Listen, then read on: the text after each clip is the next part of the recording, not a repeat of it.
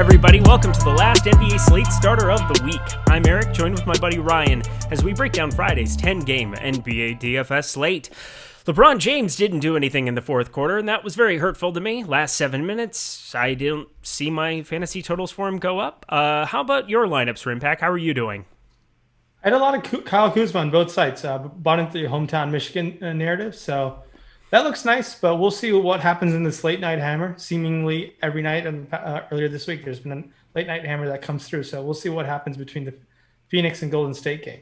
Well, we were talking a little before the show. So yeah, it wasn't anything to do with Anthony Davis being out. It had everything to do with Kyle Kuzma being from Michigan. So that's good to know. We were talking before the show. Gabe Vincent was a guy that we kind of both randomly ended up on. We didn't even talk at all today, which is sad. I missed you. But anyway, Gabe Vincent, 3,200.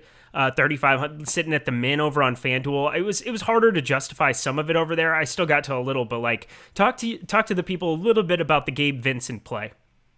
Yeah, I think Gabe Vincent was someone that you could take some shots on a short slate like this because after we got news that Avery Bradley and Iguodala were out, Vincent already was seeing some run without Hero. Hero now is inserted, so Vincent seemingly was going to get the backup run there. And then Kendrick Nunn got in foul trouble, so definitely some luck along the way, paying off for those guys who rostered Vincent.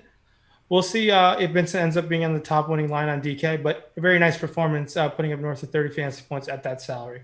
Yeah, that was fun. Hopefully Ayton can keep it going a little bit. Plumlee ended up salvaging for me on DK, but I don't know. Maybe you can, maybe you can't win something with LeBron in your lineup. We'll end up seeing at the end of the night. I don't know. I've been running well enough. I can't complain too much. So let's get on down to Friday here. We've got a nice 10-gamer, but before we get going, get down to that bottom bar. Hit that thumbs up. Hit that subscribe button and hit that notification bell so you know when this and everything else goes live at Awesemo.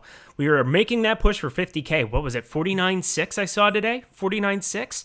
Whew, we are getting really close to 50K subs. We'd love to hit that before the Super Bowl starts, so if you're catching us for the first time, just go ahead and down to that bottom bar and hit subscribe. It really helps us out, and again, it would be so cool to hit 50K here as we're going. We've got guys like Laffy and Shearer that have been here from the beginning, so it's going to be really, really nice to see if we can get to that number ahead of time. Anywho, let's get to the analysis. Sitting to the top end of point guard, we're going to start over on FanDuel today. Luka Doncic, 11,500. It's Luka.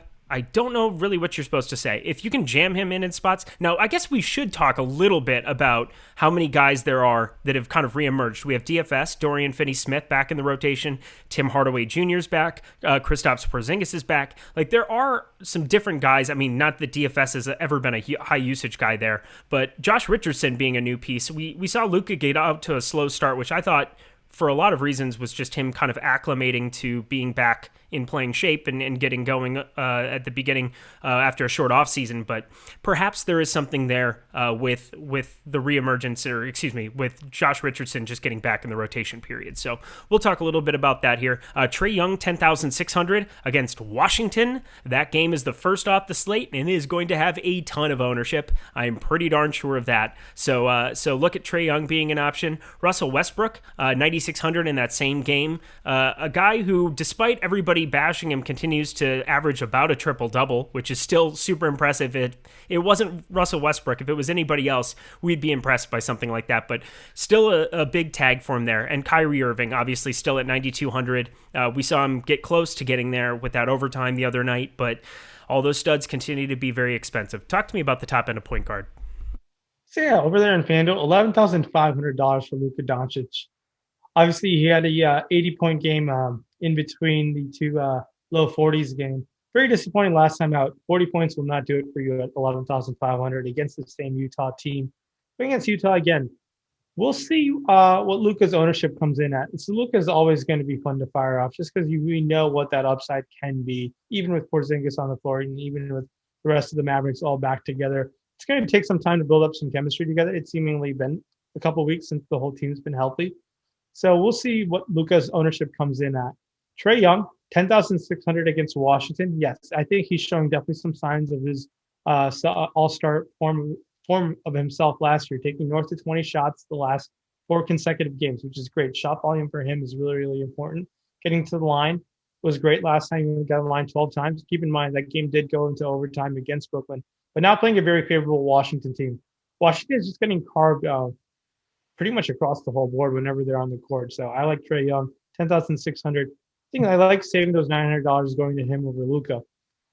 Kyrie Irving, 9,200. We just know what that upside can be like anytime he touches the court. He's seemingly been getting he's playing a ton of minutes since he's been back. It's getting a mid-teen shot volume. It's going to take one of those days when Kyrie goes 12 of 17 from the floor, hits a bunch of threes, and he'll break it open for us. $9,200. It seems like a kind of a GPV play because I don't feel too safe with Kyrie just because he's sharing the court with Harden and KD all the time. But we're going to like that, taking some shots with him GPPs. Ben Simmons against Minnesota. I like that matchup for Ben Simmons. I think Simmons was much more aggressive last time, taking I want to say season high in 15 shots potentially, which is something that we need to root for him to do because then he becomes more of an enticing fantasy option each time out. He did pick up a triple-double last time. I like Ben Simmons a decent amount. $8,600 definitely stands out. I think taking shots with Brogdon, Fox seem viable as well. Some pay down and value options to consider. LaMelo Ball is now down to $5,500. His minutes are in the low 20s now. So obviously the price has adjusted himself with the minutes that he's taking. But I think LaMelo Ball, I've mentioned this earlier in the week, LaMelo Ball is going to have a game where he plays low 30 minutes just because he gets going. Frigo is going to be forced to play him out there. $5,500, I think he could spike an upside for us, and we should definitely consider that. And Kyle Lowry versus Sacramento, just because Sacramento sucks on defense, and Kyle Lowry can definitely pay off that price tag. Over there on DraftKings, I think you need to consider Trae Young, $9,100 for sure. I think that's a great option to take advantage of. In the spending down, I think DeJounte Murray, $6,100 seems very nice for us to take a look at. And Kyle Lowry, $7,100 over there. Does anyone else stand out to you? How do you feel about SGA against this weak Brooklyn defense? And any interest in potentially a Van Vliet in the Sacramento matchup? And if Lonzo Ball doesn't play, how do you feel about Nickeil Alexander-Walker with his point guard eligibility, Eric? Yeah, so I think looking at SGA over on DraftKings, 8,300 is great. He's over at shooting guard over on FanDuel, and you have Beal up top there in that Atlanta-Washington game, which is going to be hard for me to get away from. So we'll get to that later. But the one guy I would really want, Eric Bledsoe is 5,500 over on FanDuel. So he's still right there next to LaMelo Ball. Normally we don't have that many guys that we would be like willing to pay down for at point guard, or I'm not trying to as much, except for today. Like today, Gabe Vincent kind of stuck out a little bit to me as like a sneaky guy that you don't have many opportunities to get. But like looking at him, and then Reggie Jackson, 5,800, didn't get enough of a price hike for me there. I know it's against Orlando, so a little bit slower matchup. But I mean, he got there. He was 34.6 today against Miami. I'm happy to go back to Reggie Jackson as well. And Eric Bledsoe, somebody else that I do have some interest in. Nickeil Alexander-Walker, we saw that upside that he had against the Clippers. I have no problems going there as well. I would definitely have interest as well. But Eric Bledsoe sticks out to me, I think, over on FanDuel a little bit more. I think we'll get to Alexander Walker there when we get up to shooting guard at 4,200 over on FanDuel too. You ready to move on? Yeah, let's hop on over to the shooting guard position. Before we hop on, I do want to talk about that Gabe Vincent thing real quick again. I think why Vincent became such a viable pivot off of potentially the 20% on Javon Carter was someone who I looked at, and I was like, the ownership difference of like 1% versus 20%, pretty massive on a 4-game slate. And that alone, people are going to be paid off just because I don't think Javon Carter cracked the rotation today. So that's like simple pivots like that. It's okay to get a little risky in GPPs for sure, and you can really distance yourself from the field. And that is why you are very good at this game. And everybody can look up your results if they want to. But anyway, we're going to move on. I'm not going to give you too many plugs on that. We got to keep it All right, sitting top end of shooting guard on DraftKings, 10,300. James Harden, he's very good. I still 10-3 is still going to be hard for me to get to. He got there even before overtime, so I'm going to let that be known that like you still probably would have like at 1%, 1.5% should maybe have some James Harden, or maybe get to 4% and be over the field if you're making 150. But like, it's just so hard for me to still want to jam all of those guys together. Also, this Oklahoma City game, like there's definitely blowout potential there. I try not to ever factor that in, but if there was a time to factor in, it would be Brooklyn against a bad Oklahoma City team. Moving ourselves down, the guy who's going to be super popular at the position on DraftKings, Bradley Beal, 10,200. Put up 70, losing by 18 the other night. He kept running out there because like he didn't have like the best first half, but then they're down 20 and he just became a walking bucket. That was fun to watch. So Bradley Beal, 10,200. Everybody can enjoy that. Paul George has a Q tag next to him. I don't know why. Is he going to possibly be back? Is there like a possibility for him to get over? I don't think so. I had no clue. Yeah, so that's an interesting thing from DraftKings. Just wanted to point that out there. And then another piece of value that would emerge, I guess, you would have all of this Utah Jazz value if Donovan Mitchell doesn't go, but he's truly questionable, sitting there at 8,300 on DraftKings. Talk about the top end. Yeah, James Harden, 10,300 against his former team in the Thunder, but it's been a long time since that he's been over there. 10,300. We saw a massive upside game. Obviously, game went to OT. Was very aggressive down the stretch for Brooklyn. We now see what James Harden is kind of his range of outcomes now. It can be anywhere as mid 30s and anywhere as low 70s. And that's going to be Harden for us in this Brooklyn tenure. I think for the foreseeable future, it's going to be tough to be confident with what to always project him for.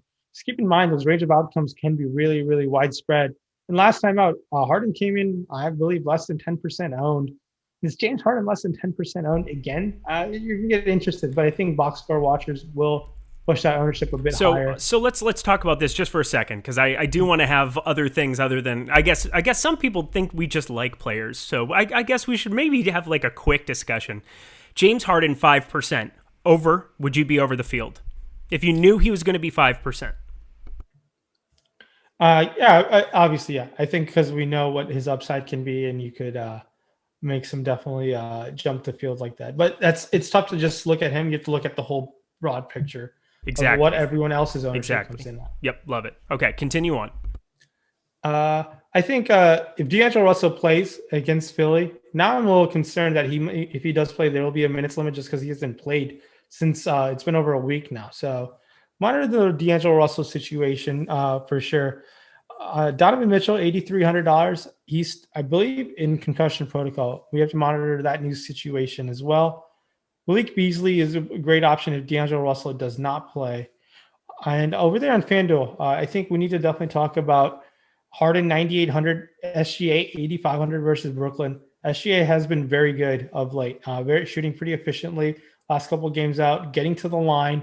I like all those things for him to go up against Brooklyn. $8,500, I think, is someone we should definitely be considering. Van Vliet against Sacramento. I just like the Sacramento matchup. I really target guys against Sacramento. DeMar DeRozan, $7,700 versus Denver. He's tough. He's not been pretty good the past couple of games out, but DeRozan is someone who kind of gives him like a safe-ish floor around at least the mid to high 30s at $7,700. He won't really, I don't think necessarily kill you, but we really want something super, super, like you want like 50 fantasy points out of DeRozan, especially on a big slate like that tomorrow. Other value options to consider. Jeremy Lamb is going to be in play against his former team. His minutes went down to 21 minutes last time, coming off after 33 minutes. Maybe the training staff was maybe wanted to back off a little bit and ease him in more. He's kind of risky to me now just because like it's his minutes kind of fluctuated, but $5,200, I don't mind that. Someone who I do want to talk about is Lonnie Walker. Has played high 20 minutes, low 30 minutes last few games out. 4K, I think, is definitely in play. And I think Nickeil Alexander-Walker for sure, $4,200 is someone we need to consider if Alonzo Ball does not play. And Josh Richardson got up to mid-20 minutes in his first game back, and I like Richardson, especially on FanDuel, because he's so good at picking up those FanDuel-specific favorable stats and steals and blocks. Nobody healed interest, 5,800 shooting guard on FanDuel. I think it's time to hop off when you are interested. Okay. No, I had to. I was just waiting for it. At this point, when he's on a slate, I just kind of wait for the automatic plug. So we're gonna jump off. We're not gonna chase the 50-pointer. Well, you got it, and you're cashing out. It is a nice place to cash out. He's playing against Toronto. Toronto's getting a little better in defense of late after a very poor start. And why $5,800 is a $300 price jump. There's some other price. There's some other like price specific plays around there that could work out in that price range. I think keeping in mind of like what players' upsides could be. I think Clarkson is the same price as him. I think I would prefer Clarkson if Mitchell is out. So a lot of things could change. And I think Devontae Graham is someone nice pivot off of him. And I think it's like seeing the 50 fantasy points and people it was buzzing around Twitter. I think is like in a big slate like that. I'm more willing to jump off than keep riding him. Love it. Alrighty, before we get over to small forward, make sure you check out awesemo.com/join NBA. If you're looking to get in the game, if you're looking to play, any kind of volume, if you're looking at, playing professionally, or if you're just wanting to get your feet wet, you've never played DFS before at all, and you found this podcast, I don't know how, and you're like, oh, I'm interested about this, go to awesemo.com/join NBA. We have an array of packages. We have so many ways to get into the game. It starts at $4.95, and it moves its way up depending on what you're looking for. The projections, the game plan videos that I've been checking out with Alex Baker. He's very good at DFS. I don't know if you've heard of him, but he is Awesemo. He's the number one player in the world, and he is the guy behind making all these tools. The Boom Bust tool, which gives you a leverage score that has just been the most useful thing ever. It's helped you pick out randomly Tony Bradley. It's helped you pick out Gabe Vincent. It's helped you pick out all of these different guys that have gone overlooked constantly in the last couple slates. Puts together what their ownership is compared to what their chances of being in an optimal percentage is. Make sure you're checking that out. And if you're looking to just check out some of the free content too, Adam Scher puts together the deep dive, which is it's in front of the paywall this season, where he does a game-by-game breakdown of everything. He then later goes into the deeper dive with Laufey, and they go game-by-game on the Awesemo YouTube channel, but make sure you do check out that article. I believe it is the best article that exists in the NBA DFS industry. So make sure you check that out and go to awesemo.com/join NBA.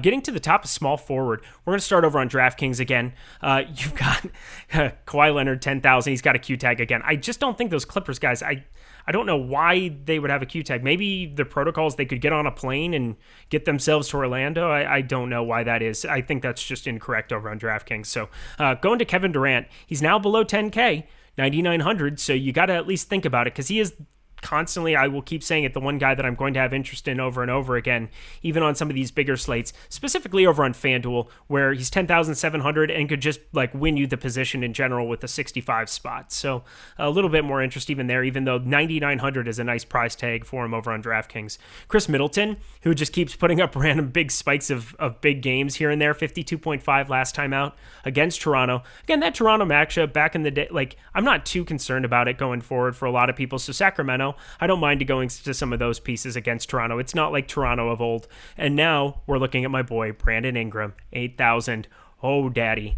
Oh, tell me I can play all the Brandon Ingram I want tomorrow. So, yeah, let's start with the KD, obviously under 10K. He's been consistent, playing mid 40s and low 50s. And I think you need to project him right around there, 9,900 against OKC. I think someone we need to consider, and I think his ownership won't be that high. I'm thinking ahead here. 10.7 seems a bit expensive for me. I'm more willing to save on FanDuel and play potentially your boy Brandon Ingram. 7,900 was great last time out. 12 of 19 from the field, 7 of 12 from three. I don't expect that to sustain, but Brandon Ingram, $7,900, very favorable pricing on FanDuel. Other options, Ingram 8K DK, fine. Nothing ecstatic about. Gordon Hayward, 7K versus Indiana, was great a couple games ago. Came down to earth last time out. His minutes are safe. His shot volume is very consistent. I like 7,000 Gordon Hayward quite a bit. I think he's going to be kind of popular as well.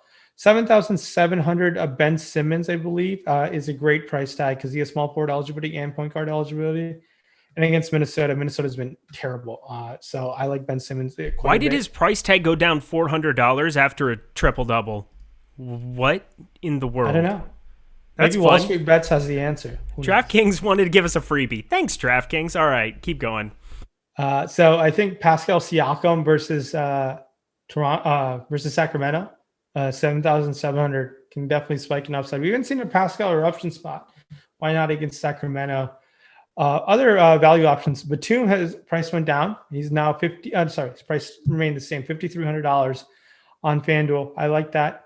Michael Porter Jr., if he cracks 30 minutes, is definitely going to be viable. $6,800 seems kind of expensive.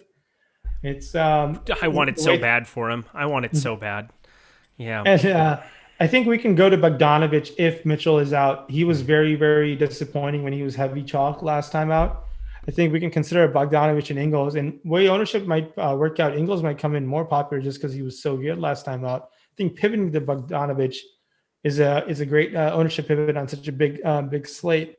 I would like that. And $5,300, even if he plays, I wouldn't mind it that much either. It's a tough small forward position. There's not many guys that stick out to me under $4,000.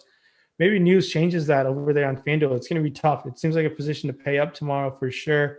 Over there on DraftKings, I think Jeremy Lamb is in play. He was small $4 really, 4,900. DeMar DeRozan, 6,800. I like that price tag for DeMar over there. Very, very, very favorable price tag. Does anyone else stand out to you? Any like cheap options that you're willing to consider? It's tough. The small forward position, usually there's a few guys that stand out under the 4K price range, but not today. I'm curious because there were a lot of winners on FanDuel that had a bunch of these Indiana Pacers at small forward, whether it was Doug McDermott, Justin Holiday. I think over on DraftKings, as I'm looking at Justin Holiday, 4,700. He played 38 minutes against Charlotte. So, like, in some of these closer games, like, same matchup, same spot. They obviously felt like running him out there a bunch. He can play a bunch of minutes. Maybe I don't get that same exact production out of him there, but makes for, like, a decent enough punt at 4,700. Kind of like looking around here, it's kind of ugly. You can play Lonnie Walker at small forward. So if you like that play over at shooting guard, I think he makes an even better play over at small forward on DraftKings. So somebody that I'll have some interest in there as well. Harrison Barnes has kind of been a different Harrison Barnes, 6,400. If I'm going to have a lot of interest in those Toronto guys, I mean, his last two, 36, 44.1 over on FanDuel. I don't know what his popularity will be, 6,400, but with some of those other Toronto guys, I think he makes a good plug-and play at small forward, can kind of be a little bit of stability for you at the position. But yeah, Doug McDermott, 4,500 on FanDuel, played 28 minutes, put up 33, shooting dependent guy, so like just somebody to take a couple of tournament darts on as you're kind of going through the position, but like as you get down there underneath, it just gets ugly really, really quick on FanDuel. So like I think about as cheap as I would be looking to go to punt. Like we've been reliably having a lot of like under 4K punts for FanDuel. I don't really see a lot of it today. So maybe I'm mistaken. Maybe there's some value that I'm just like blowing over that I don't see. But yeah, other than Doug McDermott, Justin Holiday, that's about as cheap as I would want to go. Do you agree? And then we'll move on. Yeah, I think that's kind of the line to draw there, but news can change everything in just of a blink. So obviously this is the first look at everything in aerial view by position. So keep that in mind. But yeah, I think that's a good line to draw the morning of and the night ahead. And then just throw it all out the window and, play, I don't know, who's down here at 3,500. There's got to be somebody. Jakar Sampson, he gets announced starting and all in. Nicolo Melli, yeah. Why can't I say his name? Sometimes when you read a name off of a page, it is impossible for your brain to match up. And like, because it's like, I know who Melli is. I know Nicolo Melli. Like, I can't even read it. It's unbelievable. We're going to just go to power forward here. Great television, great show here. This is what the people want in this podcast. Just hearing me talk to myself and riffing. Sitting at the top end on FanDuel, Giannis Antetokounmpo, 11,300 against New Orleans. You should try to play him a lot. He's very good. Again, it becomes stars and scrubsy. When you have these guys like Luka and Giannis on slates, if value emerges, those guys should become more popular. It's just like an easy thing to put and correlate because their projected fantasy points are higher than the output of all of these mid-level guys. So like if you can play Giannis and Luka in the same lineup on FanDuel, do it. Sounds like fun. Domantas Sabonis, 9,000, who, coming off of that ankle injury, still played 37 minutes, 48.2. His knee. He banged up his knee, and they said that it came back fine. So 48.2, like seeing that out of him. Julius Randle, 8,800 against Cleveland. Probably going to be a pass for me as well, now that Alec Burks is back, taking away a little bit of that usage going forward here. Emmanuel quickly starting to take over a little bit of the offense here and there in his minutes minutes that he's been on the court. Not that I'm saying he's the guy there. Julius Randle can still spike up in upside, but I'm probably going to be off still at 8,800, especially because my boy Zion Williamson is sitting down there at 8,200 against Milwaukee. I know that it sounds like a scary proposition, but coming off of 44.4 in just 32 minutes against Washington, 37 against Minnesota, and I know that those are cream puff, awesome, easy matchups, but if they keep this close with Milwaukee, Zion and Brandon Ingram and Eric Bledsoe are all going to be great plays because Milwaukee's playing at a pretty quick rate for the most part. Talk to me about these guys. Yeah, you're going to definitely love Giannis just because his upside and in a big slate like that. Yeah, that's what you should be definitely targeting. And if he's going to be anything low owned, just because people are going to struggle to find a way to jam him in because the lack of value presented itself right now. It'll be interesting to see what that projected ownership comes at. I'm definitely willing to be over the field on Giannis. Sabonis was sensational in his return last time out versus Charlotte. No minutes limit whatsoever, which I really burned me because I thought there might be they'd be a little cautious with him, even though coaches didn't say much about it. $9,000 on FanDuel, and I believe he is 9,200 on DK. Yeah, he's been very, very consistent when he's been playing minutes and not in foul trouble. Very obviously, I believe will be named to the All-Star team, but been amazing this year so far. Julius Randle also been fantastic going against Cleveland. I think we can definitely consider that. I believe they played Cleveland twice already this year. He was put up 52 and 43 fantasy points. So I think we'll definitely take that at that price tag. Porzingis hasn't been good fantasy wise of late, past couple of games, but he can definitely erupt for us and be pay off that price tag. Gordon Hayward on DK has power forward eligibility. DeMar has power forward eligibility. Pascal, 7,300 on DK. These guys definitely all stand out to me over there on DraftKings. FanDuel has some other good options to consider, maybe in the pay-down position. Boucher is 6,500. He has come down to earth fast to us. He played 13 minutes. He hadn't played that low of minutes in a long, long time. Now, I need to read into why Boucher's minutes went down that quickly. Was it a matchup against Milwaukee? They couldn't really play him. Nick Nurse hates him. Now he's going against Sacramento, and he played Sacramento already once. Nick Nurse hates Chris Boucher. He hates him. I don't get it. It makes me upset. Continue. He played Sacramento already once this year. Put up 50 fantasy points. So I think we know what the upside can be versus Sacramento. Definitely in play. And a pivot off of Boucher is someone who burned us all and everyone. Is Aaron Gordon against the Clippers. And I think after such a disappointing performance, I think recency bias, you kind of have to be willing to go back. It's a game of DFS and trying to jump on ship. Maybe his ownership is going to come in low just because of that. And I think it's a good time to go over the field with Aaron Gordon. He's not. He's going to have more ownership than he had last time out. He's 6,300 now. You'd think, okay, so over under 35% owned on FanDuel in the $3. Over under. I want to know. $5. $5 over under on 35%. I'm taking the over. I'll take the under. Okay, I got the over. So 6,300. You guys can all in the comments section. We want you to go back down below after the games and just spam Rinpack or actually guess what he's going to come in at his ownership. Okay. Yep. Comment what you think Aaron Gordon's ownership is going to come in at. Over or under 35%. Team Eric, hashtag Team Eric, or hashtag Team Rinpack. Let me know in the comment section. All right, now we're moving our way down. Marvin Bagley played 21 minutes and went berserk within those 21 minutes for 33.4. But for some reason Luke Walton wants to show favor upon us, we'll get a full thing of Marvin Bagley and it'll be completely over. And, we'll win money. But until then, 6K is just, I just don't know what to do about it. So there's that. Royce O'Neal. I know this is a disgusting thing to recommend on a massive slate like this, but he's shooting the ball decently well. He's always been a high minutes guy, low usage guy, but 24.3, 34.7. If you're looking to fill the position at power forward, because you can't just pay up for everybody, 4,500 as I'm moving down here, because Roby's off the board now with Al Horford being back in that rotation, coming back last game. Man, anybody else down here that's like looking appetizing underneath him, like Kem Birch, 4,300, I could see over on FanDuel as well, being a guy that I could have some shares of. 25 minutes, 30.3 the other night. But like, for the most part, like I wouldn't mind having some stability of Royce White, 4,500 in my lineup with if he spikes a shooting upside. Utah's just playing so freaking good right now. I mean, it is bonkers to watch. Yeah, they've been great. They're the number one team in the Western Conference. Surprising. So I think I like a perfect pivot off of him and Marcus Morris, especially with the Clippers situation. I don't expect all those guys to come back tomorrow. He played 26 minutes today, and I think we can project him around the same amount. And I think Morris has a higher upside than Royce O'Neal.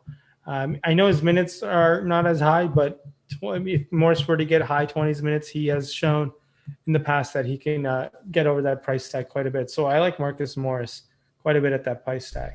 Beautiful. Before we get on to center, just get down to that bottom bar again and hit subscribe if you haven't already. Again, it's making that push for 50K. You're doing us a huge solid if you can do that while we're running through these positions for you, giving you a little glimpse of what's to come tomorrow. Get your research going. But if you could just hit that subscribe button, hit that like button, does wonders for us. So just go ahead and do that as we move on over to center. Sitting at the top end, we're going to go to FanDuel to start off for this one. I have no idea if I was equally spreading that out between both. I did my best. Everyone. Nikola Jokic is 11,200. He's Nikola Jokic. He's a guy that if you can play up for. He has been terrible of late. I know because I have him in like every season long league. I don't feel great about it at the moment. Coming off of 40.7 and 41, I felt a lot better the first 2 weeks of the season when I felt very smart.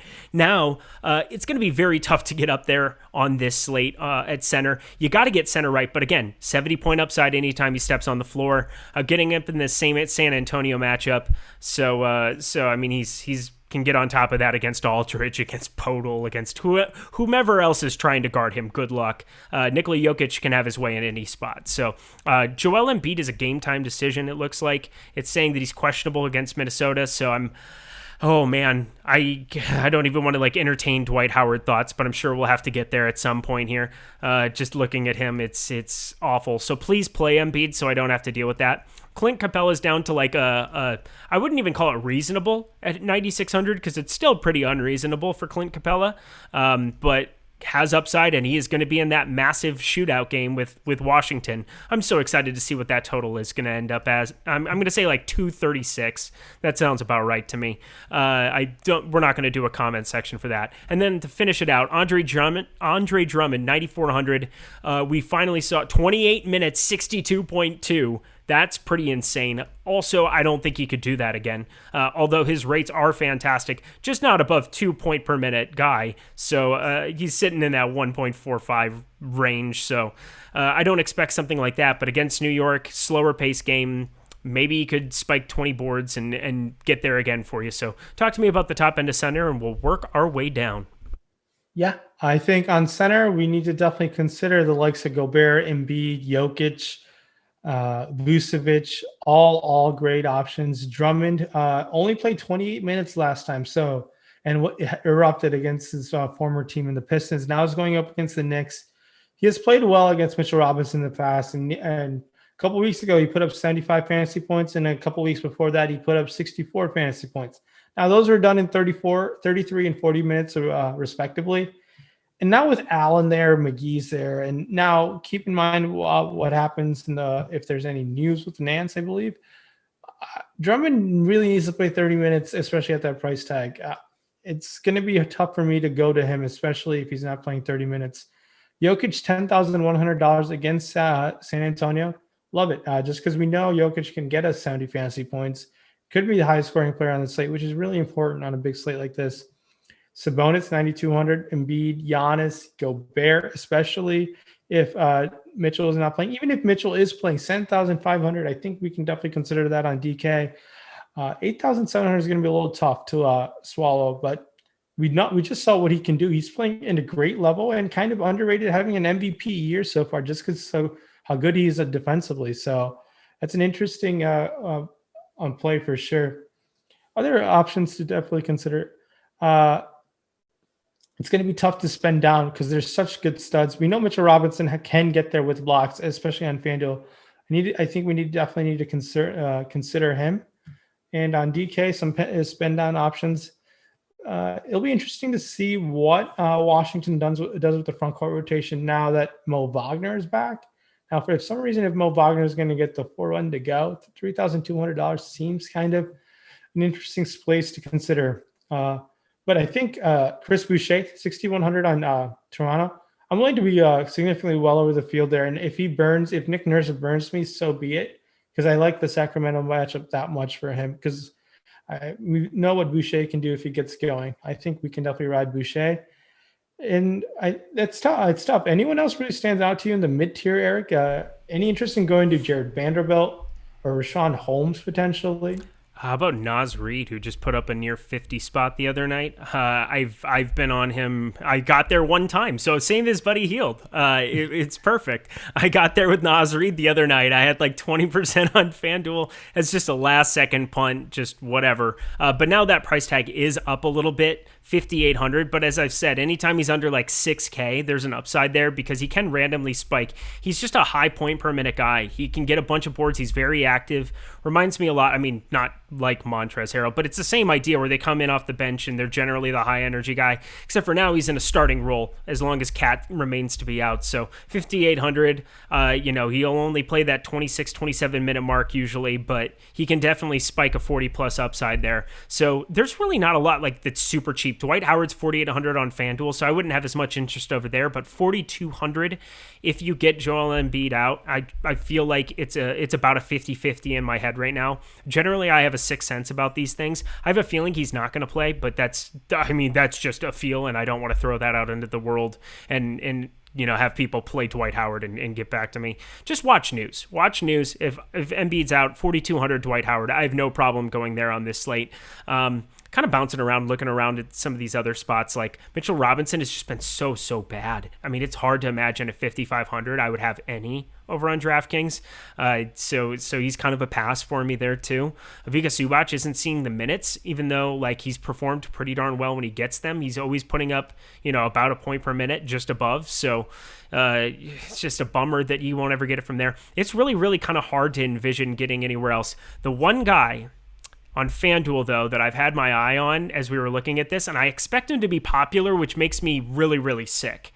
But Al Horford is 5,500. I was on there again. I got back to it. He kind of put up like a career game the other night, or not career. It's Al Horford. He's had some big games, but of late, Al Horford for sure from Philly till this time, 49.2 he put up on FanDuel against Phoenix in 29 minutes. I had a smattering of him. He was super, super low owned. Nothing good came of it, but Al Horford will be popular at 5,500 in that Brooklyn matchup, up and down. If he's going to be super popular, I'm off. But if he's under like 15%, I can probably stomach getting above the field. Just maybe. What do you think about that, Rimpack? And then we'll close it out. Yeah, Al Horford definitely played really well in his first game back since having a newborn. So maybe there was the father narrative was going strong for him. And if Horford's ownership is going to come in low, I think definitely someone we should definitely consider. It's Brooklyn, so we're going to like that matchup. Bigs have been doing really well there against that front court. But he never seemingly doesn't play more than 30 minutes, which is concerning. That's something that you'd like to see him to play a little bit more minutes. But on center is so important to get it right on FanDuel. I'm a little hesitant with Horford. As you can hear in my voice, I'm not all that confident. But someone who can definitely be an interesting way to get your roster construction kind of unique. Yeah, it was against Phoenix. It kind of a similar thing where it was going to be flying. So again, a Brooklyn game with a high total that could possibly get there. Just kind of a thought I wanted to throw out into the world. I just finished half a Negroni while we were sitting here. That was fantastic. What a Friday show we had for you / Thursday night here as we're going. Any final thoughts, Rinpack, before we start up the weekend? Yeah, no, thank you for those who are tuning in every day. And if you guys are new to the show, thank you so much, as we just do a kind of a quick rundown position by position every night of the next day's slate. And we've appreciated the support so far. And make sure to subscribe. That's on YouTube if you guys are watching. If you haven't by now, We are just have finalized our massive giveaway once we hit $50,000 subscribers on YouTube. So make sure to hit that for us, and you'll be potentially getting news about the giveaway. And make sure to subscribe on Apple Podcasts and review for us. So thanks so much for your support, and good luck, everybody. This guy, I think I'm pointing the right direction. This guy, it's weird because the camera flips sometimes. I don't know. This guy's very good at DFS. I appreciate him very much. I appreciate having him talk through some plays every night with me, kind of get my brain going for the slate. He's very, very good. I'm very, very appreciative of him and this opportunity we get at the Awesemo YouTube channel to be able to talk the game. Best of luck tomorrow. Go get it done. We'll see you at the top of the leaderboards. Have a great weekend and see you back here on Monday.